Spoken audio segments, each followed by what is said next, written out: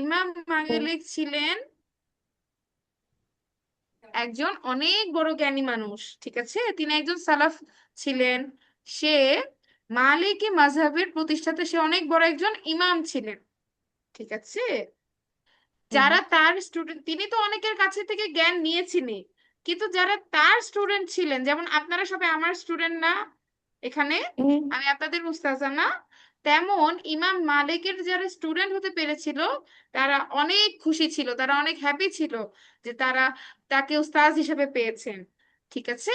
ইমাম মালিকের রাসূলুল্লাহ সাল্লাল্লাহু আলাইহি সাল্লামের হাদিসের প্রতি অনেক ভালোবাসা ছিল, অনেক শ্রদ্ধা ছিল।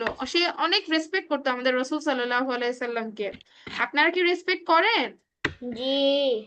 আপনারা কি রাসূল সাল্লাল্লাহু আলাইহি সাল্লামকে ভালোবাসেন? জি। আচ্ছা, তাহলে সবাই বলি সাল্লাল্লাহু আলাইহি ওয়াসাল্লাম।